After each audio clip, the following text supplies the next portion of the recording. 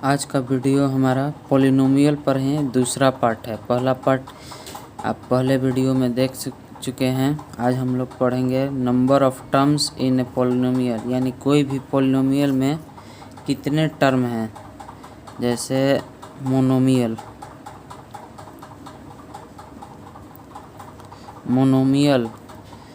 Monomial में कितने terms हैं। जैसे 5 हो गया, x हो गया, 3/2 हो गया, 3/2x, जिसमें एक ही टर्म हो। ये एक टर्म कोई भी पॉलिनोमियल में एक ही टर्म हो उसको मोनोमियल कहते हैं। केवल x हो, एक ही टर्म होना चाहिए। कोई भी पॉलिनोमियल का एक ही टर्म होना चाहिए, उसको हम मोनोमियल कहते हैं। और आइए हम दूसरा देखते हैं, बाइनोमियल।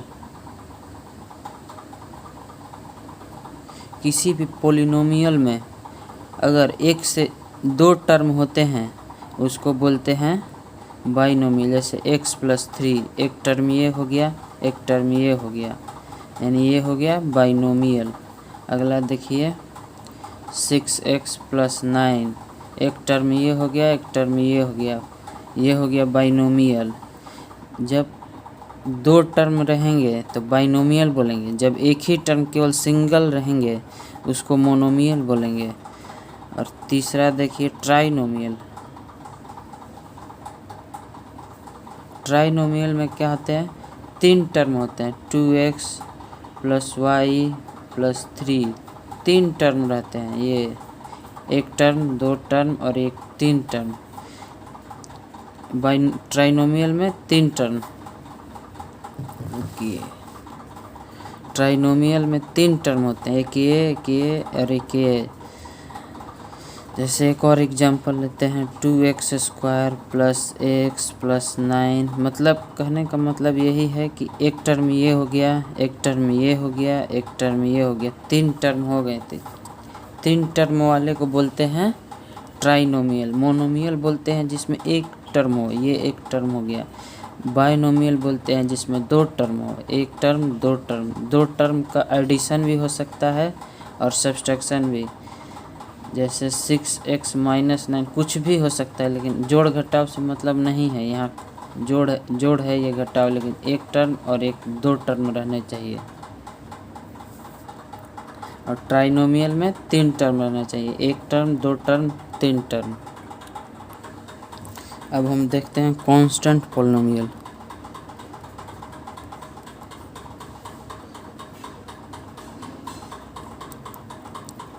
कांस्टेंट पॉलिनोमियल उसको कहते हैं जिसमें कोई भी पॉलिनोमियल जिसमें कांस्टेंट हो केवल। जैसे 5 हो गया, 6 हो गया, ये पॉलिनोमियल है, इसको पॉलिनोमियल ही कहेंगे, लेकिन यहाँ पर केवल कांस्टेंट है, कोई वेरिएबल नहीं है। इसमें कोई वेरिएबल इस पॉलिनोमियल में कोई वेरिएबल नहीं है, केवल कांस्टेंट है, यानी इसको कहेंगे कांस्टेंट पॉलिनोमियल। जैसे 6/3 हो गया, 7/3 हो गया, इससे कोई मतलब नहीं, कांस्टेंट ही रहना चाहिए, इसके साथ कोई वेरिएबल नहीं होना चाहिए, इसको हम बोलेंगे कांस्टेंट। चलिए तो हम कुछ क्वेश्चंस देख लेते हैं पॉलिनोमियल पे। Which of the following expression are polynomial. इसमें से इतने 12 मैंने क्वेश्चन लिखे हैं, इसमें से कौन कौन से पॉलिनोमियल है। आप वीडियो पॉज करके पहले एक बार सॉल्व कीजिए और बताइए कौन कौन से पॉलिनोमियल है कमेंट बॉक्स में। फिर इस थोड़ा देर के बाद मैं बताता हूँ कौन कौन से पॉलिनोमियल हैं।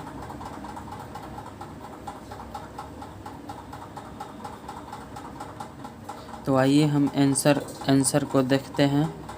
पहली बात, पॉलिनोमियल किसको कहते हैं। मैंने आपको पिछले क्लास में भी बताया था, an algebraic expression in which the variable involved have only non negative integral integers power is called polynomial. मतलब कि कोई भी पॉलिनोमियल में, जैसे मान लीजिए 6x² है, +5x है, +3, तो ये जो पावर है 2, ये जो x वेरिएबल है इसका पावर निगेटिव नहीं हो सकता। अगर निगेटिव होगा तो वो पोलिनोमियल नहीं होगा। अगर ये जो वेरिएबल के पावर एक निगेटिव नहीं होना चाहिए और ये एक्सपोनेंट ये फॉर्म ऐसे फॉर्म में भी नहीं होना चाहिए, 2/3 4/3 इंटीजर होना चाहिए, इंटीजर। इसी को हम पोलिनोमियल कहते हैं। तो यहाँ पर देखिए, और रूट में भी नहीं होना चाहिए, वेरिएबल रूट में भी, जैसे रूट एक्स, यहाँ पर जो वेरिएबल है ये रूट में भी नहीं होना चाहिए। इसी को अगर ये नहीं है तो वो पोलिनोमियल है। जैसे हम यहाँ पर क्वेश्चंस देखते हैं, इस क्वेश्चंस में देखते हैं x की power 5 minus 2x³ plus x plus 7। इसमें कहीं भी ना निगेटिव है ना वेरिएबल के पावर कहीं भी निगेटिव नहीं है और ना ही वेरिएबल रूट में है। तो ये एक पोलिनोमियल है। यहाँ पर देखिए, वेरिएबल का पावर 3, वेरिएबल यहाँ पर y को देखिएगा, ये कांस्टेंट को नहीं, y को देखिएगा, y के पावर 1 है। तो यहाँ पर भी ना निगेटिव है और ना वेरिएबल रूट में है। तो ये भी पोलिनोमियल है। अब यहाँ पर देखिए, वेरिएबल t है, t के पावर 2 है, तो ये निगेटिव तो नहीं है और ना ही रूट में है। तो ये भी पोलिनोमियल है। t यहाँ पर ना निगेटिव, t के पावर जो है ना निगेटिव है ना t रूट में है। तो ये भी पोलिनोमियल है। अब जैसे यहाँ पर देखिए, z पोलिनोमियल है लेकिन z रूट में है। तो ये z एक वेरिएबल है लेकिन z रूट में है, रूट नहीं होना चाहिए पोलिनोमियल में। तो ये पोलिनोमियल नहीं है ये, क्योंकि यहाँ पर वेरिएबल जो है वो रूट में है। तो ये पोलिनोमियल नहीं होगा। और एक बात और याद रखिए कि जो 1/, के फॉर्म में वेरिएबल होंगे वो भी नहीं होंगे। 1/, के फॉर्म में जो होंगे, ये जैसे यहाँ पर 1/x, अगर किसी भी पोलिनोमियल में 1/x यानी 1 अपॉन नीचे वेरिएबल आ जाता है, ऊपर कुछ भी रहे 2 3 नीचे वेरिएबल आ जाता है, x आए या y आए या z आए, तो ये भी पोलिनोमियल नहीं होगा। यानी ये यहाँ पर 1/x है तो ये नीचे आ गया, तो ये वेरिएबल नीचे नहीं होना चाहिए। अब ये देखिए, x की पावर 1/108 माइनस 1, यानी ये वेरिएबल है जिसके पावर ना निगेटिव है और ना ही वेरिएबल रूट में है और ना ही वेरिएबल नीचे में है, इसलिए ये पोलिनोमियल है। अब यहाँ पर देखिए, ये x³ रूट में है, इसीलिए ये पोलिनोमियल नहीं है। अब यहाँ पर देखिए, x के पावर 2, x के पावर 1 ना निगेटिव है और ना 1 अपॉन के फॉर्म में है, तो ये पोलिनोमियल है। अब यहाँ पर देखिए, x की पावर -2 पावर में माइनस में है, तो ये पोलिनोमियल नहीं है। वेरिएबल के पावर माइनस में नहीं होना चाहिए।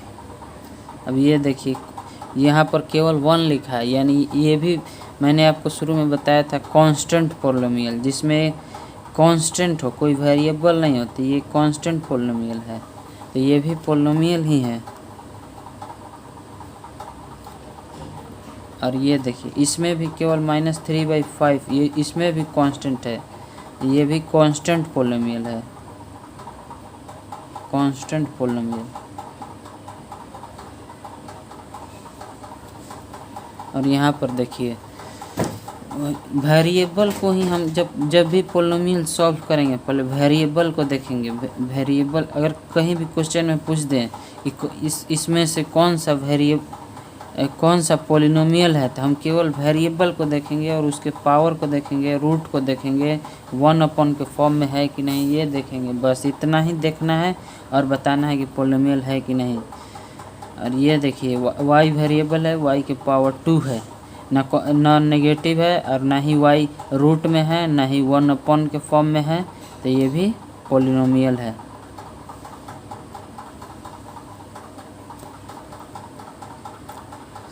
अगर आपको मेरा वीडियो अच्छा लगे तो लाइक ज़रूर कर दीजिए और अपने दोस्तों के साथ शेयर कीजिए, सब्सक्राइब कीजिए मेरे चैनल को।